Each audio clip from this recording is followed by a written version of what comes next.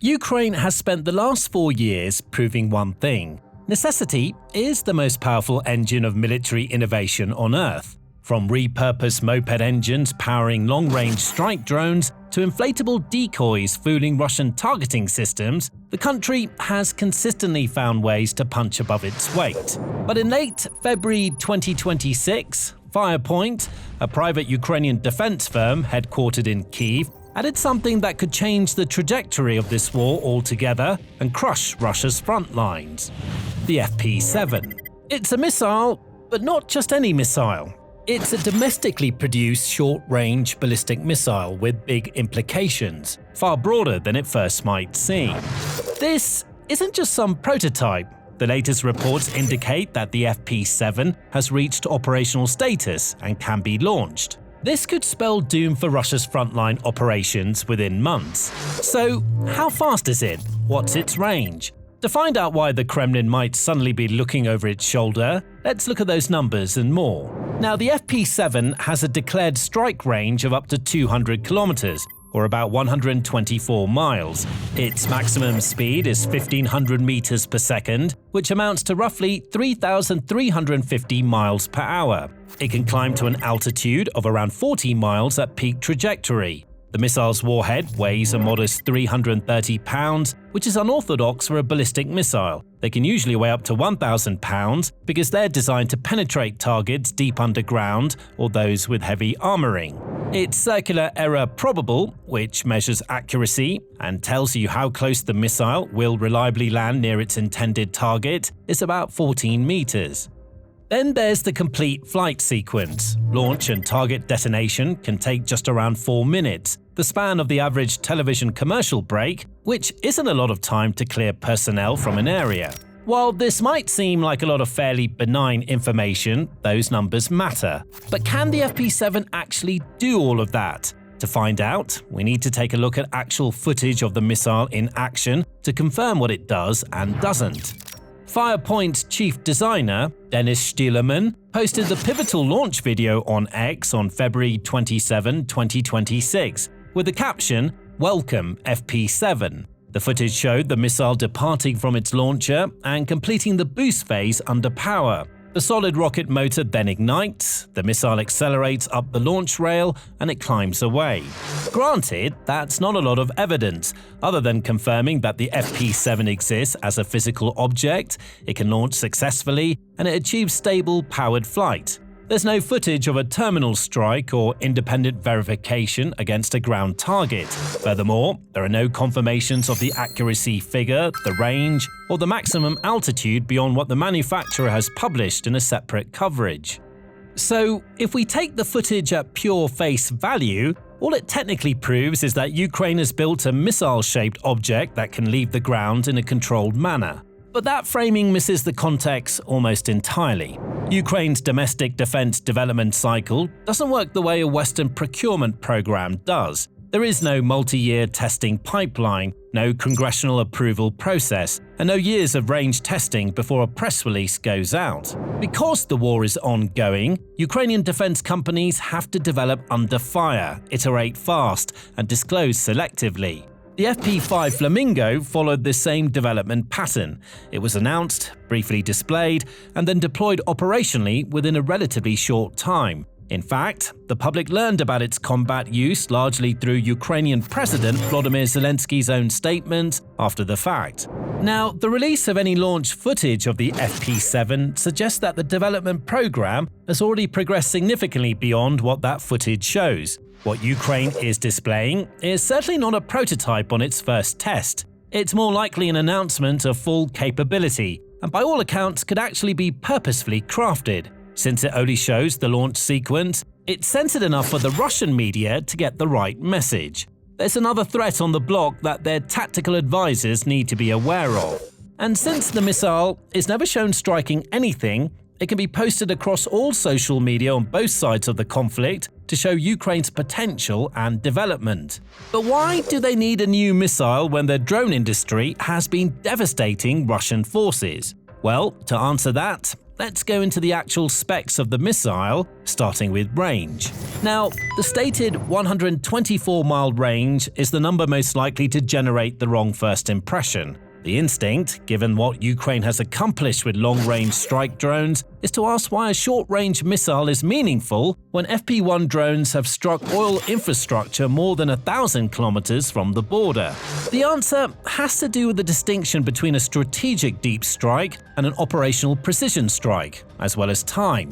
Ukraine's current capabilities are mainly based on long-range drones that are designed to evade enemy defenses and slowly glide towards targets while being relatively invisible to standard radar-based defenses. While effective, this also makes them painfully slow, with most of Ukraine's long-range campaigns needing hours to bear fruit. During that time, the drone flies largely autonomously along pre-programmed routes towards its target, and operators often have little visibility into what's happening until the strike either succeeds or fails. For example, an FP1 launched toward a refinery in the Russian interior could be airborne for the better part of a day. That's operationally appropriate for certain missions such as destroying fixed infrastructure, degrading production facilities, and hitting supply depots far from the front. Those targets don't move, and the slow approach of a drone can be managed around that fact. But the battlefield itself does stick to a clock. A Russian armored column massing for an assault isn't going to wait for a drone to arrive. A command post set up in a building 50 miles behind the lines of contact could be occupied for hours and then suddenly vacated. Russia's air defense equipment, arguably the biggest hurdle in trying to mount an air-based attack, has sensors that reach hundreds of miles in all directions and are built to be transported by truck and relocated to evade detection. These mobile or semi-mobile targets can technically be struck with traditional long-range drones, but a weapon with only 4 minutes of flight time is going to be nearly impossible to evade once it reaches the apex point of its flight arc. To illustrate this with a concrete hypothetical, consider this scenario. Ukrainian reconnaissance confirms that a Russian logistics base 80 miles behind the contact line is receiving a large ammunition shipment, with vehicles expected to redistribute that ammunition to frontline units within the next several hours. A drone launched at that distance will take, at a minimum, 90 minutes to arrive, assuming favorable winds and no countermeasures. A HIMARS rocket with standard guided ammunition can't reach 80 miles at all. A Storm Shadow cruise missile could reach the target, but Storm Shadows are a finite allied asset, and their use requires political coordination with the UK, which can mean delays if the latter's intelligence services need to approve the target. Now, add an FP7 into the mix. An FP7 launched from a concealed position can cover those 80 miles in around 3 minutes. No time to run or hide. But beyond the tactical application, there's a political dimension that is just as significant. Ukraine has spent years navigating Western allies' restrictions on the use of the weapons they've been given. For example, while the West has provided long-range missiles, they came with range restrictions that directly affected which targets Ukraine can and can't engage. But a domestically produced ballistic missile removes that constraint entirely. Ukraine doesn't need to ask anyone's permission to fire an FP7. That independence, in a conflict where target approval timelines can measurably affect operational success, can allow Ukraine that much more control over the battlefield. But there's a more fundamental reason the FP7 changes the threat to Russian air defense, and it comes down to how a ballistic missile and a cruise missile actually fly.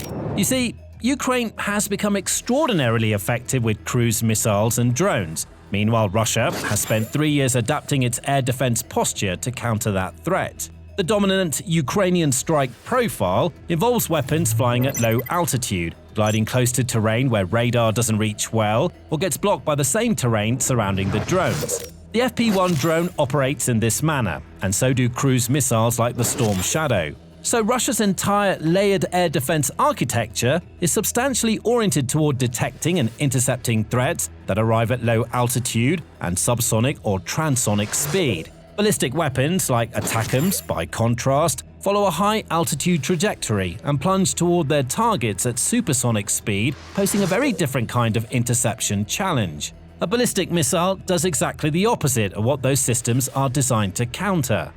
After launch, the FP7 climbs steeply to over 40 miles, the point at which the atmosphere is thin enough that conventional aerodynamic interception becomes extremely difficult. It then descends towards its target in a steep re-entry arc, accelerating under gravity and reaching close to Mach 4.5 in the terminal phase. Even the Pantsir S-1, Russia's most widely deployed short-range air defense system, is unlikely to spot and launch an intercept missile to catch it. Pantsir missiles are designed to engage targets flying up to Mach 3 under ideal engagement geometry. At Mach 4.5 on the steep descent arc, the intercept window shrinks to seconds. The S-400, Russia's most capable long-range air defense system, is theoretically capable of engaging ballistic targets, but it requires early detection, correct targeting data, and a relatively uncluttered engagement environment to do so reliably. This means that the S-400s would need to detect the actual launch of an FP7 and have data to triangulate the possible destination to launch an interceptor, rather than waiting for the missile to re-enter the lower atmosphere. And Russia has another problem in this proposed defense scenario. Russia can't really afford to keep its S-400 systems exclusively focused on ballistic threats. The persistent drone and cruise missile campaign Ukraine has been running since 2022 requires those same systems to respond to low-altitude threats constantly, since the S-400 has by far the most comprehensive and advanced radar detection system to direct other defensive measures. So, imagine a possible campaign where Ukraine uses the new ballistic missiles in tandem with previously successful weapons like drones or cruise missiles. Russia must quickly decide which targets to prioritize, a calculation that's practically impossible to make with certainty with only minutes to spare. Now, if you want to learn more about Russia's woes with the S-400 and how Ukraine has been making short work of their supposedly most comprehensive defenses, make sure to subscribe to The Military Show. We bring you all the latest developments with daily videos. But back to the missile. The launch system itself is also an important aspect of the design and has received some attention and early coverage for its scoot and shoot ability. Traditional ballistic missile operations are associated with large, heavy transporter erector launchers, specialized military vehicles that are long, distinctive, and difficult to conceal. Take, for example, the Russian Iskander system, which Ukraine has been trying to target and destroy throughout the war because of the damage it's caused to Ukrainian cities and infrastructure. The Iskander uses a vehicle that's unmistakably a weapons platform. It definitely won't be mistaken for a delivery truck. It can't be hidden in a civilian warehouse without significant preparation. Its movements are trackable, its launch sites are detectable, and its support infrastructure creates a logistical signature that intelligence systems can follow. The FP7 takes an entirely different approach. The hot launch configuration means the solid fuel motor fires directly from an exposed inclined guide rail, without the need for a launch tube or canister. This allows the launcher system to be dramatically simplified. The launcher itself can sit on a standard trailer platform, following the same basic concept seen in other domestic Ukrainian designs. This means the system can be towed by a standard military or even civilian truck, relocated quickly between firing positions, and stored in facilities that wouldn't immediately register as weapon storage to reconnaissance imagery. Think about what that means on a battlefield where both sides have persistent drone reconnaissance and satellite coverage. A convoy of standard flatbed trailers moving along a road doesn't generate the same alarm as a column of dedicated military launcher vehicles. A trailer parked in an agricultural building doesn't look like a ballistic missile battery. But the moment Ukraine decides to fire, the launcher is brought into position, the missile is elevated, and the system is ready. After launch, the launcher moves away. The entire concept mirrors the shoot-and-scoot philosophy that makes HIMARS so difficult for Russia to destroy.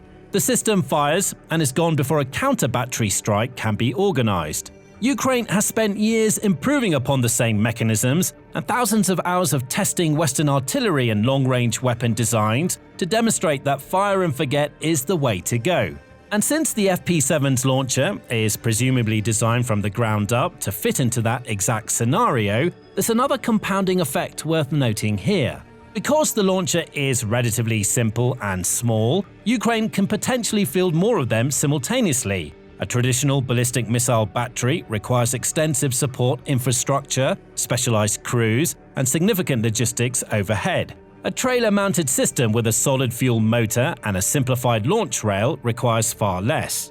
That means more potential launch points distributed across a wider area, making the overall system harder to target and destroy in the face of Russian counter-battery and air interdiction efforts. The relatively small Warhead is yet another indication of what kind of target the FP7 is built to destroy. To discover this, we'll have to compare it to other launch systems. Take the Hellfire missile, the precision air-to-ground weapon that's been the backbone of Western close-air support for decades. It carries a warhead that weighs about 20 pounds. It's designed to destroy single vehicles, fortified positions, or light structures. Meanwhile, at the other end of the spectrum is the Storm Shadow cruise missile, which carries approximately 990 pounds of explosive material in a warhead specifically engineered to defeat hardened, reinforced structures like underground bunkers, heavily fortified command facilities, and deeply buried infrastructure.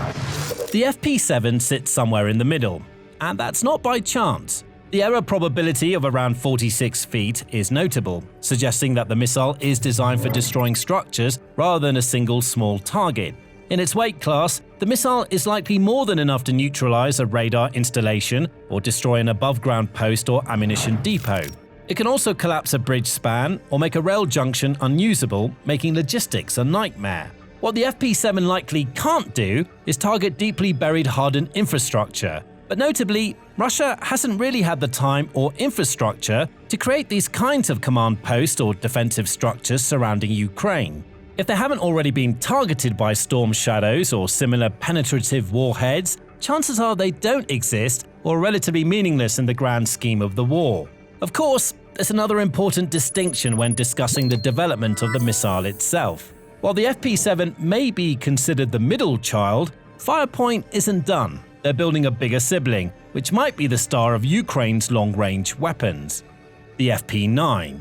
At the long-range end, systems like the FP1 strike drone and the FP5 Flamingo provide Ukraine with the ability to strike deep behind enemy lines. The FP7 now adds a different layer to that toolkit, extending Ukraine's capabilities into the medium-range ballistic tier with its roughly 120-mile range. The FP9 is in a different category entirely. It has a projected range of over 530 miles and a warhead that weighs in at over 1,700 pounds. Firepoint hopes to begin testing the weapon in early summer 2026, marking the next step toward bringing the system into service.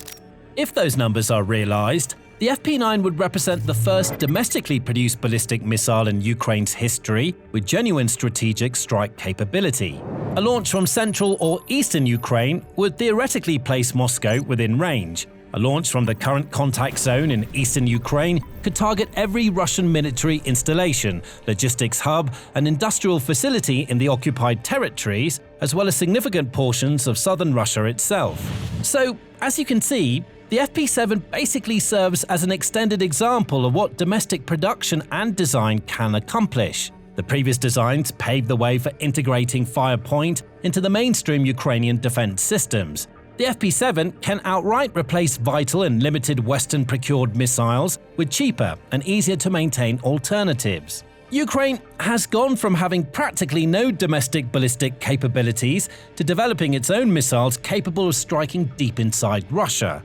With this all-star missile lineup, Ukraine could pressure far more targets and steadily drain Russia's defensive systems. For most of the war, Russia has been banking on its one primary advantage. It had the numbers in terms of troops and military equipment. It could also bombard Ukraine with artillery and superior munitions production. After that, it could use drones supplied by China, electronic signal jamming, and some of the most advanced radar systems in use to dismantle short-range drones. But now, with domestic ballistic missiles that can slowly and steadily dismantle the previous Russian defense systems, the advantage tips in Ukraine's favor with each passing development. And it just might spell doom for the Russian front line. Thanks for watching. Now, if you want to learn more about the numbers behind Russia's failures, make sure to check out this video. And also, subscribe to the Military Show for daily coverage of the weapons, decisions, and strategies defining the war in Ukraine and military developments around the world.